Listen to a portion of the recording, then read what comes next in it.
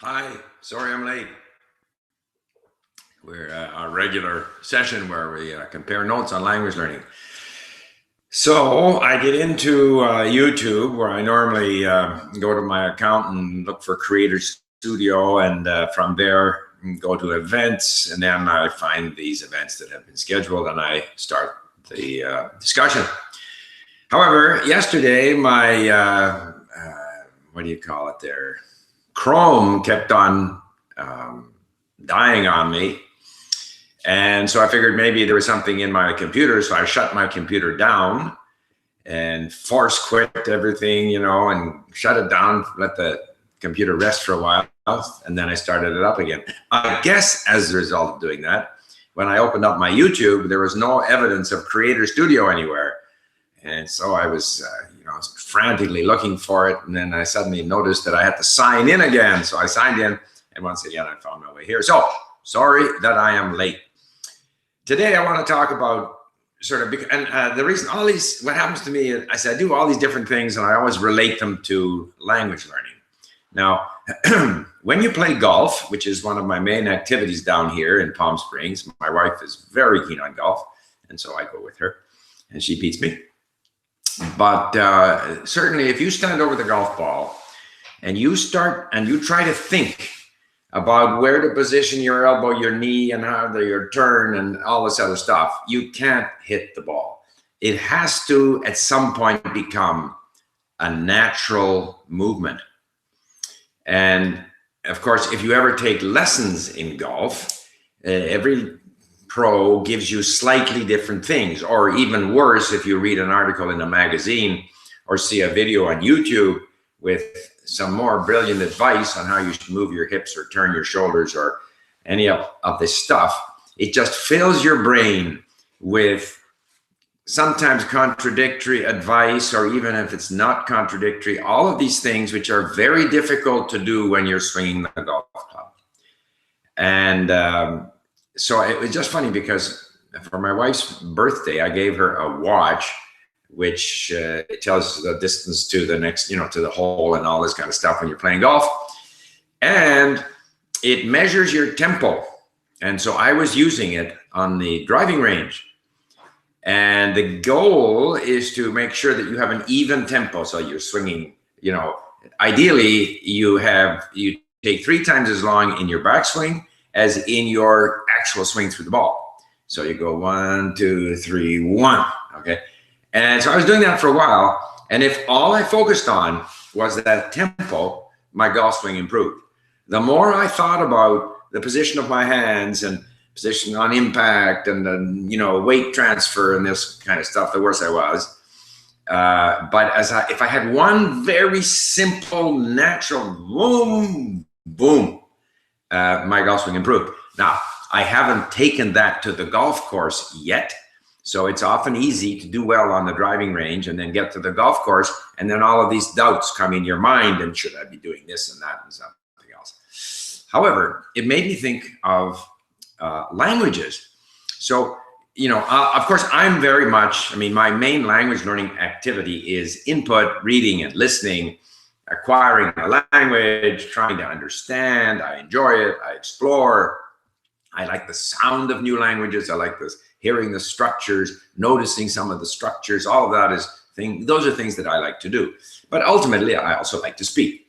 So, I had my Farsi or Persian discussion with Rana yesterday, and yeah, I got some things right and some things wrong and struggled and whatnot, and she sent me a report, which I work on, and I'm also listening to some material that I have listened to before, like the Asimil material. So I proceed with that, but I do like to speak well. Now, I am not bothered by making mistakes, but there are people who are, and I get regular messages from people saying, yeah, I read, I listen, but when I go to speak, I'm hopeless, or I'm no good, or whatever. So I thought to myself, well, you know what?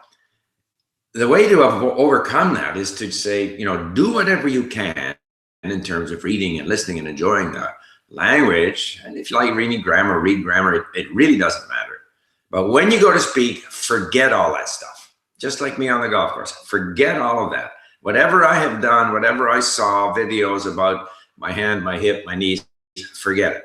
When you're on the golf course, you just swing the club. Boom, boom. And that's what I'm going to do. In fact, we're playing this afternoon. And so with the language, the same. When you go to speak, just speak. Whatever you acquired through your various processes of whatever you were doing, it doesn't matter whether you're on LingQ, whether you're reading, whether you're doing Anki, whether you're studying grammar books, it really doesn't matter. What matters is that when you go to speak, just speak. Don't even think about all those things, because it's only going to cramp your style. Whatever comes out, comes out. Trust your instincts. Some may be correct, some may be wrong. If you keep on speaking, keep on listening and reading, you won't get worse, you'll only get better. So that to me is, so language, it's a natural process of acquisition. You know, you see on, and of course teachers like to complicate things.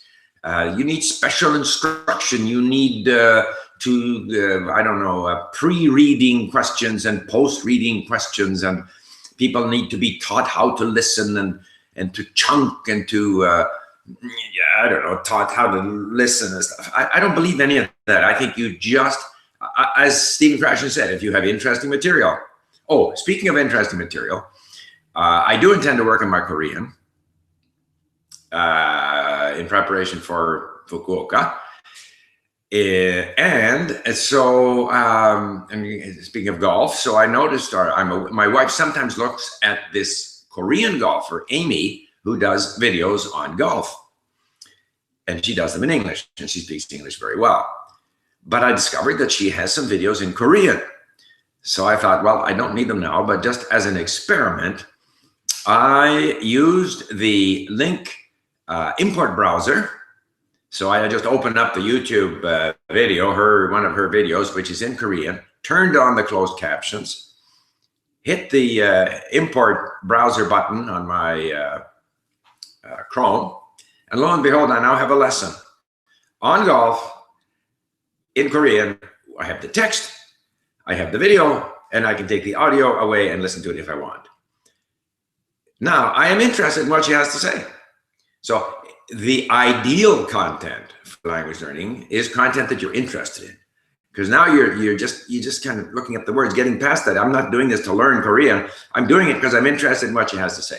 So she's got a lot of videos in Korean, and that's going to be great learning material for me when I decide to go after to refresh and renew and hopefully improve my Korean. But again, it'll be this natural process. And then when I go to speak, I'll just speak. I'll speak with whatever I have. That's what comes out. That's what you get.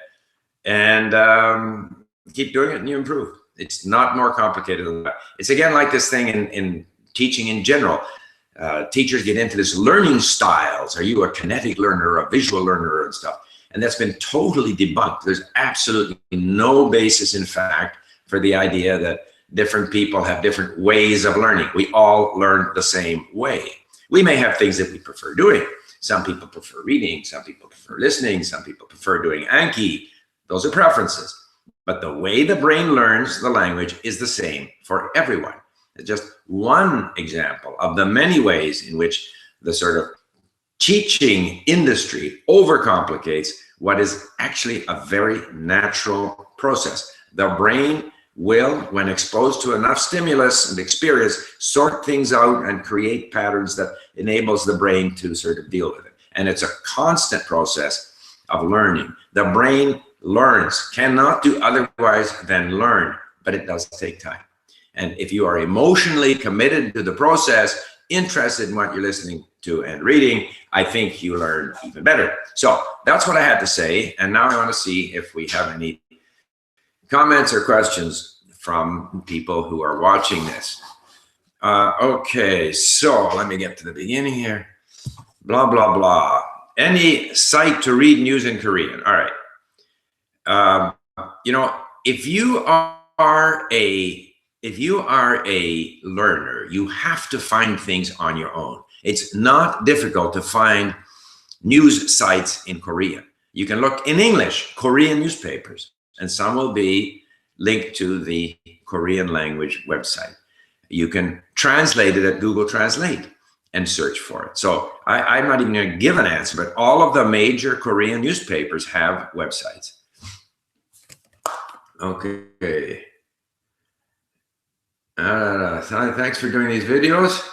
You're a huge inspiration to me when it comes to, I'm glad to hear that. Always makes me happy to hear that I'm able to influence people to become enthusiastic language learners. Yeah, very little deliberate learning. Hi, Steve from Shenyang. 나중에 시간 있으면 한국말을 뭐야. Anyway, so I'll have to work on my Korean. Hola, todo bien. Can you add Amharic and more languages to LingQ? Okay, I mean, my position is always, if we get enough content in the language, we will add it. And this typically means, at the very least, the 60 mini stories. And we're currently working on Georgian right now. So if someone can add that in Amharic, then we'll add it. And when learning a language and starting to speak, how often do you usually take lessons with a tutor, and how long are your sessions? Okay, I would say that in the past, I used to wait till I had, 5, 6, 7,000 words, 10,000 words. So maybe 6 months in the case of Czech, for example. But now the mini stories enabled me to start earlier. So I started Persian after almost like 1,000 words or so. Greek, I started after a few thousand words. Arabic after 3,000 words. How often? I think once or twice a week is enough, because it's time that's taken away from your input activity. But it's a stimulus. You want to get better. You get some feedback. But I think that's enough. Now, once you are good in the language, you actually have to speak a lot. So I think at a later stage, I might want to speak more often. No, yeah, if you accept you're going to make errors, you'll do better. Absolutely. Is it possible to bring that the long gone progress and meaning into language? If you really want that, hi, is it possible to bring back the long gone progress and meaning? Want that, and you aren't letting go of it for a decade, even if I must admit, I just don't understand the question. Oh, so Nina's unhappy. Look, you have to put in some initial effort in order to get to where you can actually start to work with interesting content. So that period might be 2-3 months for languages similar to ones you already know. It could be a little bit longer. And then you should go for things that you're interested in. And I suggest bringing them into LingQ. And now you're actually doing things of interest. And so then it doesn't matter how quickly you're progressing, because you're actually dealing with stuff that's of interest to you. And then when you have an opportunity to speak, you speak, and you don't worry about how you do, with the knowledge that you will eventually get better. I've been learning German for 2 years, but still can't hold a conversation. German isn't a language that you can speak without caring about grammar. Okay, this is Mariam Nas. You know what?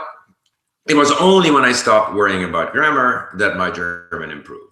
As long as I was trying to remember case endings, der, dem, die, das, etc., I couldn't speak the language. And once I said that doesn't matter, I will naturally improve. I need words. I need to understand what people are saying.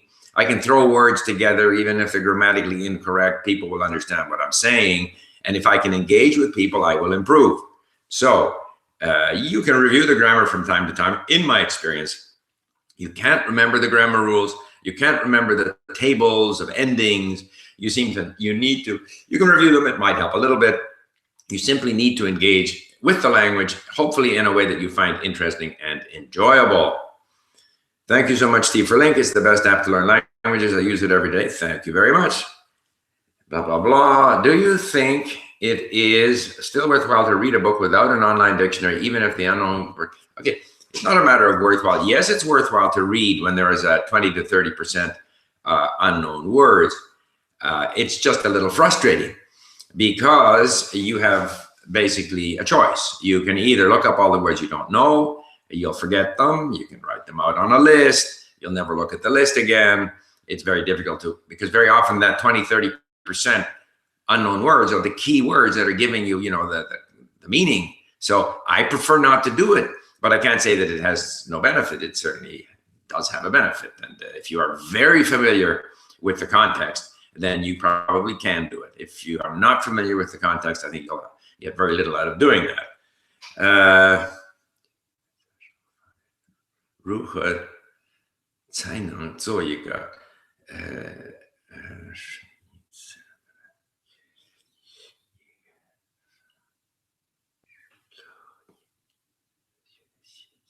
Okay, thank you. What do you think about Glossica? I don't know. All I know is that the Glossica method is one based on learning sentences, if I'm not mistaken. And I'm sure it can work, and it's great. I'm not, as I've said many times, I prefer to try to engage with interesting, meaningful content. And what I save at LingQ are words and phrases, because the phrases will often repeat. Sentences tend to be unique. So if you have enough exposure to the language, you are getting exposed to lots of sentences in interesting content. If you save some key phrases, you're getting additional concentrated exposure to certain key phrases. To me, that's good enough, but I'm sure the Glossica method works as well. Is it enough to speak with a tutor even for 30 minutes per week, or is that not intense enough? Oh, first of all, I think I didn't answer the first question. I normally go for an hour with the tutor. It used to be, I should say this, before I had the mini stories, where I didn't start at as good a level, because the mini stories give me this concentrated exposure to very high frequency verbs. That gets me talking. So I start right out with 30 minutes. Before I would start out with, I start out with 1 hour. Before I used to start out with 30 minutes. As for the amount per week, I think once a week is fine. It's fine. It's just encouraging, get some feedback, but the bulk of the work has to be in getting the language into you. And at some point when you're ready, you'll want more, online discussions. Hello, Mr. Goffin. I could not make it on time to these live streamings. How did it go with your Iranian friends at your... Oh, yeah, it went great. It went great. I spoke Iranian with my friends. به زبان فارسی صحبت کردیم.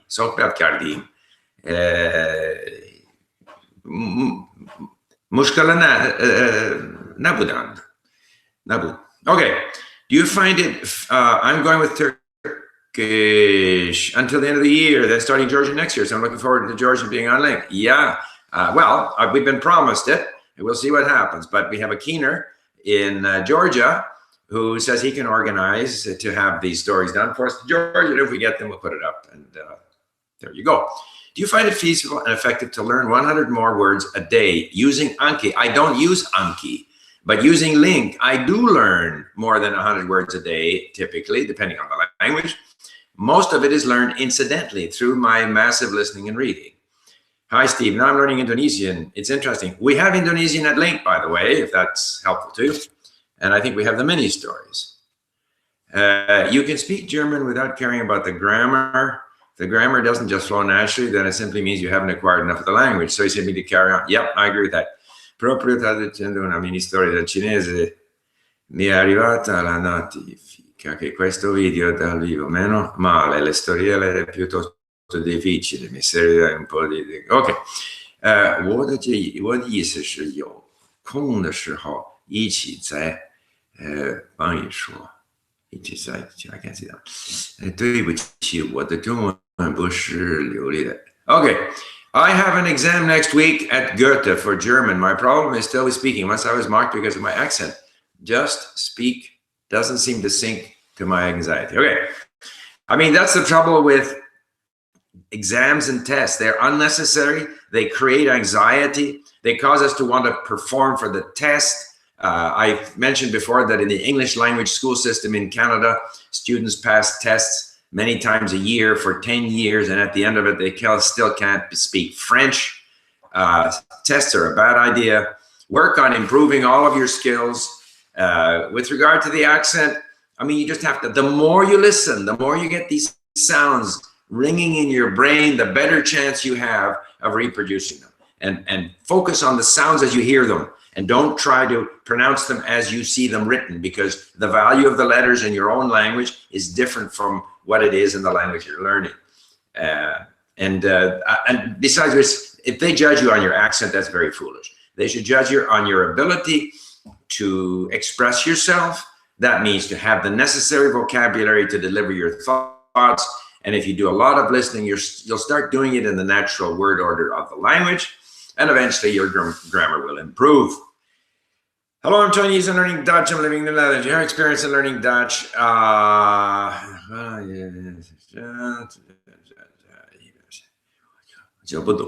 Okay, I mean, it's no different. This is Stony in the Netherlands. I mean, I would get on LingQ to work on your Dutch. I would listen a lot.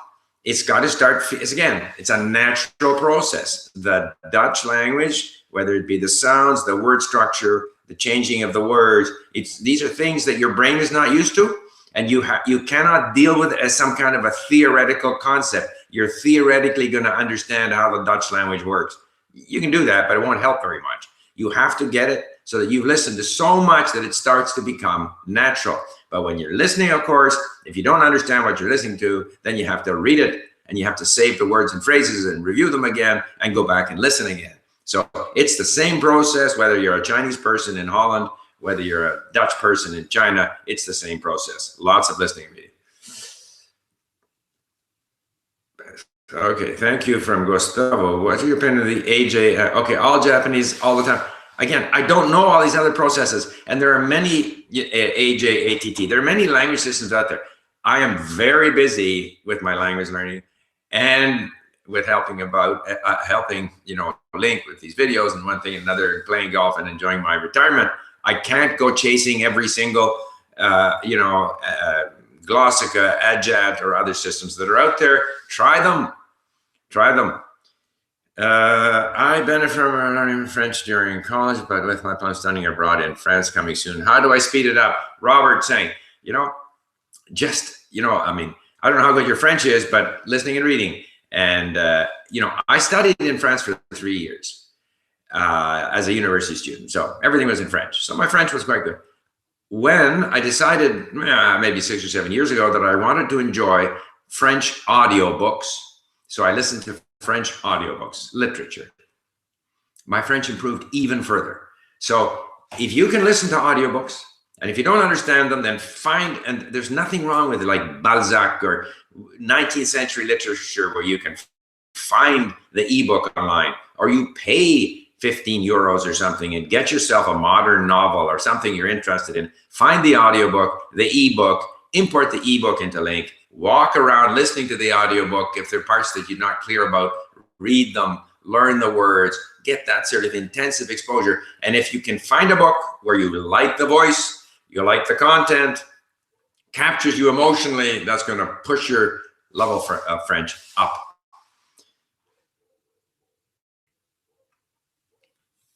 Okay, what do you think about physical books? I have no idea. Digital books like Kindle. Oh, sorry, where are we here? What is the best? I skipped here. What the best way to get through the beginning level? Beginning level, basically what I do is I get myself 1 or 2 starter books. Teach yourself, Asimil, colloquial, it really doesn't matter. It's nice to have a book. They talk about some of the things that happen in the language. You won't necessarily remember them, but it introduces you to how that language works. So I do that.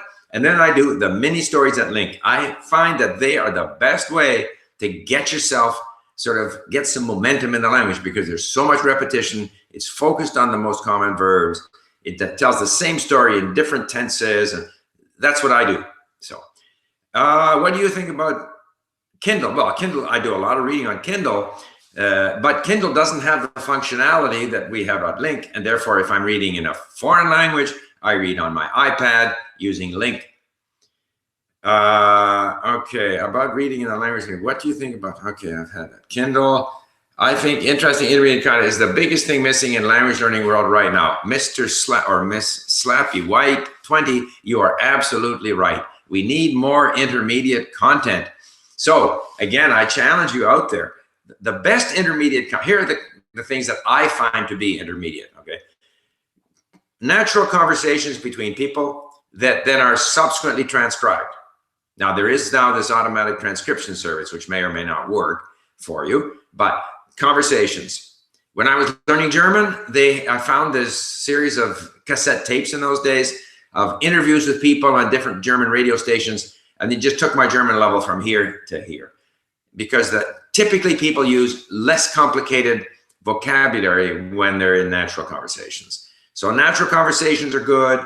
I would love to see in every language, like Arabic, Persian, whatever it might be, slightly simplified history, geography, explanations about the country, the culture, and stuff like that. So nonfiction is easier than fiction. Fiction is the most difficult. Personally, I'm not a big fan of sort of fairy stories, children's stories, or even simplified versions of, say, famous novels, this kind of thing. I would rather save that for when I am better at the language. So, we can all create conversations and transcribe them. In Dutch, Chinese, English, Arabic, whatever language we speak, it has to be the native speaker. And nowadays it's easy enough to do on your Android, iPhone, or whatever. Get it transcribed, put it on another website, doesn't matter. But if we get it at LingQ, it can be made available to our learning community. Yes, we need more intermediate content. I went through French immersion and I couldn't really speak French until I started watching French YouTubers and content on my own after high school. Yeah, now French immersion, and my grandchildren in French immersion, does give you comprehension. But I find that the kids that are in French immersion don't speak very well. However, because they have very good comprehension, if they're put in a French environment, or even with a lot of exposure to movie and YouTube, they very, very quickly catch up. Do you think that it's better to dedicate 30 minutes of study or have 30 minutes distributed through your entire day? Well, I find it difficult to sit down. If I'm going to sit down and study, it's going to be a minimum of 30 minutes. 30 minutes goes by pretty quickly. 2 minutes here, 2 minutes there, I think doesn't amount to much. So I don't really time myself. Like if it's 20 minutes to do the dishes, then I'll listen for 20 minutes. But I think you have to have a minimum of 30 minutes. I have difficulties to learn the cases in German. Of course, if you try to learn the cases in German, it's very difficult. Learn the language, don't learn the cases. What was your favorite Russian novel? I think was Fathers and Sons by Turgenev. I must say I like things that are exotic, 19th century. Just like the best movie, the Russian movie, was this Жестокий романс, which takes place in 19th century Russia on the Volga River and stuff like that. So I like things that are exotic. Yeah. What else? I personally like Edge because when I started with my listening improved. Good. I completely agree. I think grammar is not something you have to learn separately from language. It helps me with English for the tenses. Okay. Okay, we've gone half an hour. I have to go golfing today, so I'm going to cut it off here. I look forward to more questions. You can save them for next time, or else just simply ask them on the YouTube channel. Thank you very much. Bye for now.